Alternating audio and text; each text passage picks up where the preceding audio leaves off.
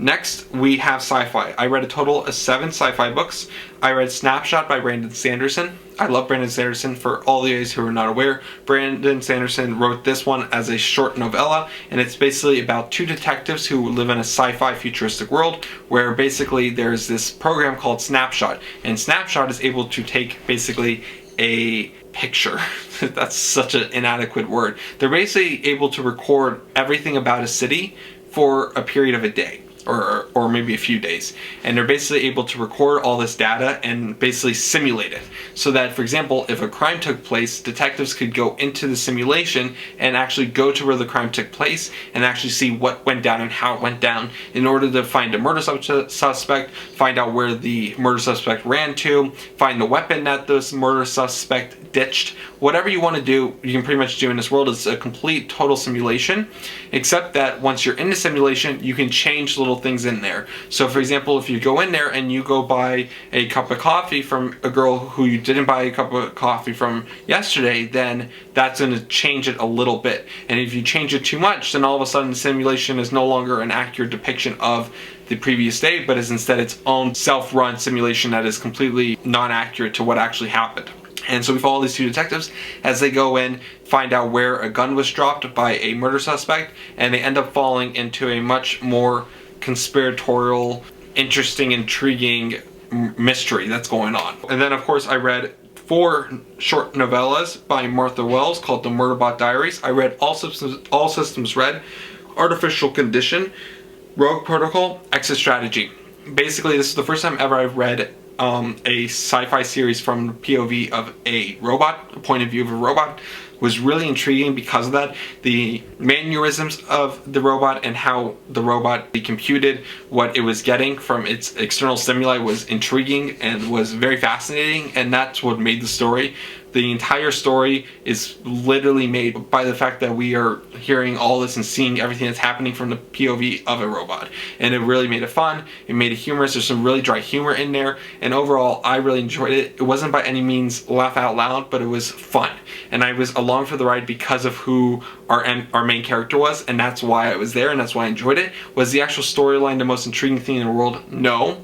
But the point of view of the robot was really refreshing and a very fun twist, and that I haven't seen done before. Then I read Rabbits by Terry Miles. This is a conspiracy gaming-esque kind of sci-fi story. We follow our main character as he is a super obsessive person about this game called Rabbits. Rabbits is basically this underground conspiracy game, and when I say game, I don't mean like a virtual reality game or a board game. I mean like a game that's taking place in the world, as in like the world is the game board, and basically there's been little clues and little hints dropped throughout the world that basically all culminate into this conspiracy game called Rabbits. And there's a whole bunch of people out there who are either playing it or trying to play it or trying to figure out if they're playing it, and it's really unknown. There's really no set rules about it. All we know is that there's been I think 10 iterations or 11 iterations of the game by the point that we start.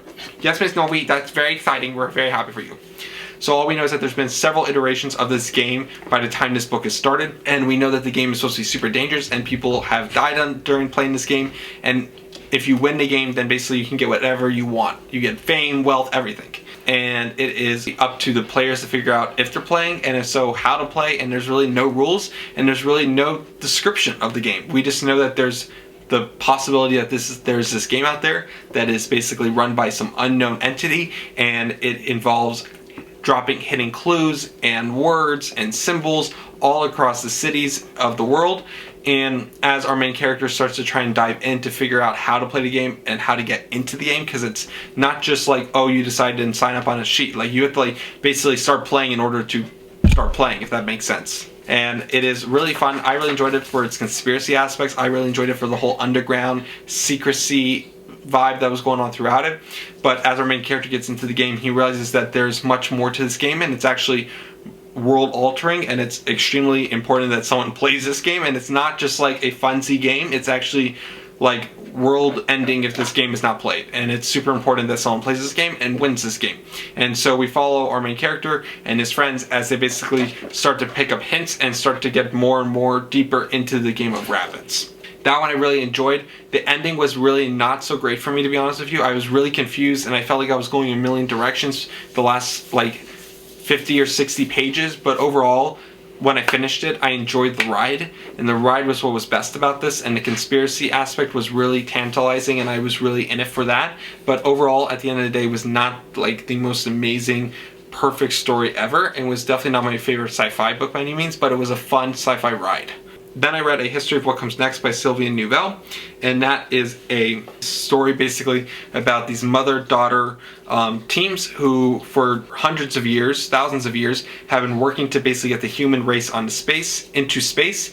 We don't know why, except that they have a motto that they pass down mother to daughter, which is basically saying, get them to the stars before evil comes for them. And that's all we know, and that's all they really know. They basically use their combined knowledge of 100 generations to strategically maneuver and push the powers of the world into a space race, starting off with the 1940s when Germany was involved in World War II, and the Axis and Allies were going to war with each other.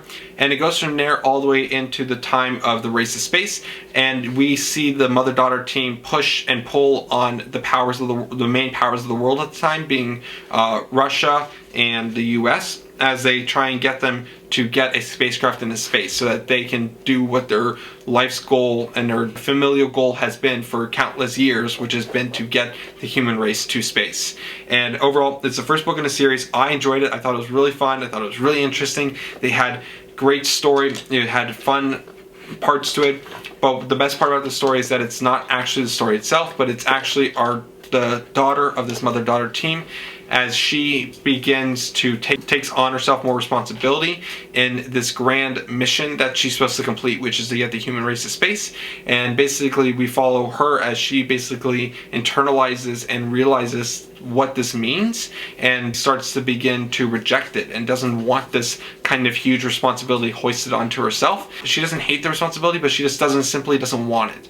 And we basically follow her as she goes through a journey of self-discovery while there's this huge looming responsibility on her and her mother's shoulders to get done. And I have to say, like, Sylvain Neuvel does not disappoint. This book did not disappoint in terms of a coming of age, emotional story. It is really good, really high up there, and the background overarching plot was also intriguing and fun. The bad guy was fun, the good guys were good, and overall I have very little complaints about this one. And then lastly, or second to last, I read 8 lit RPG books. I read Threadbare by Andrew Seiple, sorry for mispronouncing it. And this was a fantastic lit RPG book. I don't know if it's really lit RPG. It's more like game lit RPG because it's not really human beings playing a video game. It is who lives in this world, and he's basically been animated by his master and has gained intelligence because he's been animated, and he basically can think for himself and do everything he wants for himself, and he goes on an adventure.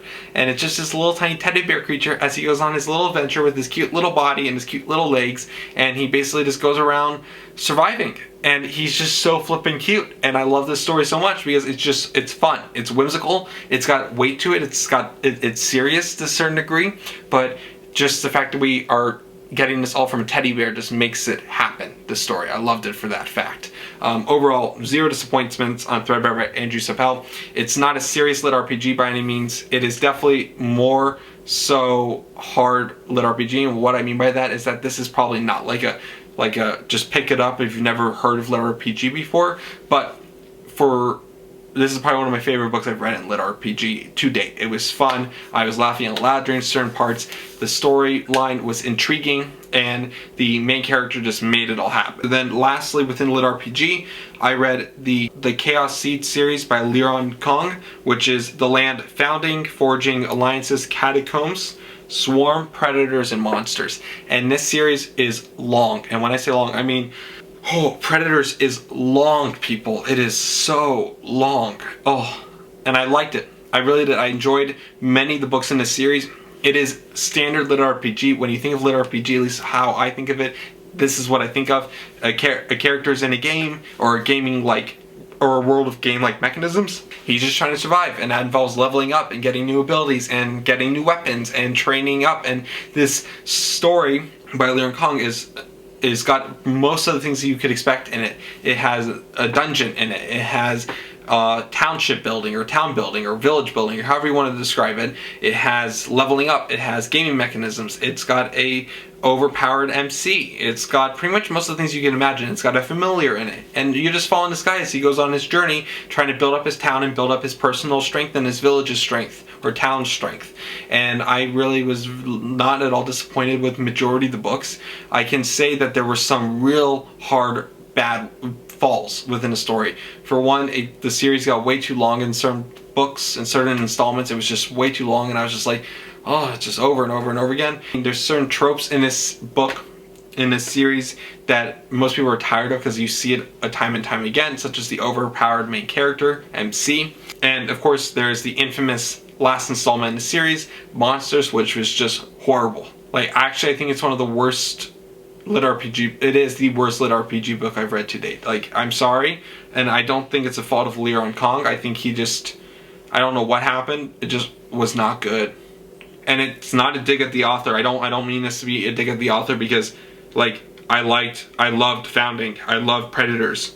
I liked Alliances. I enjoyed Swarm. Like I enjoyed his books. So I don't know what happened in Monsters. It was just like a really bad day when he wrote that book. But overall, the series, I understand why it's the king of lit RPG, or why it's considered one of the best lit RPG series out there. I also understand why people have such strong hatred, feelings of hatred towards it as well. It has got its ups and downs for sure. I cannot say that I didn't enjoy the ride. I cannot say that I wouldn't recommend it, because I think honestly it's a solid lit RPG. I understand what people are saying when they say they hate it. I rather enjoyed it. There were several books in this that I was really intrigued in and really interested in, and overall, even though some of the things that were happening were kind of annoying, the humor in it is kind of just annoying. I'll go more in depth in an in-depth review on it, but I just wanted to say that I understand the good and bad of the series. I see why people say it's bad. I see why people say it's good. Overall, I enjoyed it. I did not love all aspects of it, and that the 8th book was absolutely just so bad. It was just really bad, okay? It was like a car accident. It was like, but I kept reading it as it was like seeing a car crash on the highway. You just have to stop and stare, even though you don't want to, because it's horrible and like you feel so bad for what's going on, but you just kind of stop and look at it. You know what I mean? Like, oh, it was, ooh, bad. But I'll go more in depth into individual books at a later time. But those were all the lit RPG books that I read, guys, which is 8. And then lastly, I DNF'd 2 books. I DNF'd Final Girls by Riley Sager. For those who know, I love Riley Sager, okay? I just couldn't deal with this installment. So basically, as the name implies, we are following a main character of a final girl, meaning that she is the last survivor of a massacre of some sort, and as she's been the last survivor of a massacre, she basically naturally bonded with other girls who were also final girls of their individual massacres, and they basically just live their lives trying to get back to normal, dealing with the emotional and physical trauma that has happened to them, and basically try and cope with it while also trying to grow and become healthy individuals, both physically and mentally. And we just follow these girls as they kind of go about their lives, but then it all changes when one of them is found dead, and that basically is where the story kicks off. I did not like it because, first of all, the premise was kind of boring to me, not gonna lie. Like, it's just like this may be a little too frank of me. Frank, yes, frank. This might be too frank of me to say, like a frank hot dog, but it was just not intriguing. Like, I'd rather read about the camp massacre, to be honest with you, than read about the story of post-camp massacre, if that makes sense. That might might make me sound like a sociopath. Nonetheless, it's the truth, and I apologize for that if it causes you offense. And then next, I DNF finally The Ask and the Answer by Patrick Ness. This is the second book in the Chaos Walking series, which is I think now a TV show, but I read the first book and loved it, okay? Elliot Brooks from Ellie Books Booktube channel recommended it, so therefore I read it, and I can't regret reading it because it was fantastic. There was a donkey, a really good donkey, but the second book was so slow. Everything good about the first book was just taken out of this, and all the bad parts were remained. It was very slow. I did not care for the bad guy. I didn't really care for the storyline at all, and it was just so slow, and I really hated the main character and the bad guy. Okay, I really did. So I just couldn't stay invested in it, and I eventually just got too bored, and I put it on my shelf to keep reading it, but I just never got back around to it, and then now here we are like 5 months later, and I'm not going to read it. So there we go. So everyone, those are the books that I have read the last 3, maybe possibly 4 months since I last saw you guys. I hope you guys enjoyed today's video. I know it's kind of like nothing too special, just me going through everything I've read, but I wanted to catch you guys up on what I've been doing, and I'm excited to get back into filming and to start uploading again. So be sure to like and comment down below if you wouldn't mind, and I cannot wait to see you guys in the next video. Talk to you guys soon. Bye bye.